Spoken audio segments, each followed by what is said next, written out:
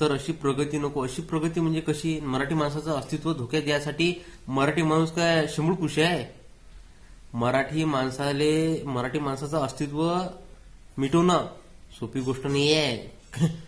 कितीतरी मिटून जातील ह्या चक्रमध्ये. मराठी माणूस लय वेगळा आहे राजसाहेब. महाराष्ट्राची प्रगती का नको? जर शेतकऱ्याचं भलं होत असेल, शेतकऱ्याला चांगला भाव भेटत असेल, किंवा महाराष्ट्रात चांगल्या कंपन्या येत असतील, किंवा काहीतरी होत असेल भलं, बेरोजगार तरुण जर कधी कामाला लागत असेल, तर प्रगती का नको? तुम्ही येता मराठी हिंदीचा वाद करता, मग लोक पेटतात. तुम्ही कधी ड्रीम इलेव्हनवर बोलला नाही, कधी रमीवर बोलत नाही, ज्या ऑनलाईन गेमिंग आहेत त्यावर कधी बोलत नाही का? तिकडे तुमचं जमत नाही काय? तिकडे दाढ शिजत नाही तुमची? बोलायचं असेल तर तुम्ही त्या गोष्टीवर बोला ना. कधी भाषेचा वाद, सगळ्यात पहिले मराठी माणूस हिंदी बोलते, कारण की मराठी माणूस एवढा मूर्ख आहे ना साहेब, भयानक.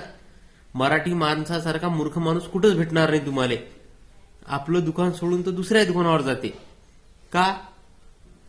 त्यावेळेस तुमचा मराठी माणूस कुठे जाते? मराठी माणूस एवढा चिवते आहे ना, खूप चिवते आहे. महाराष्ट्रात होणाऱ्या प्रगतीमुळे जर मराठी माणसाचं अस्तित्व संपणार असेल तर आम्हाला अशी प्रगती नकोय. राज ठाकरेंचा खरमरीत इशारा.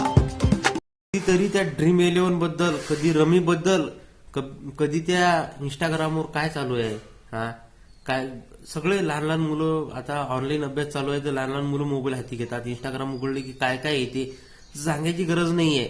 मग त्याच्यावर तुम्ही काय, त्याच्यावर नाही बोलू शकत तुम्ही? तिकडे तुमची डाळ शिजत नाही काय?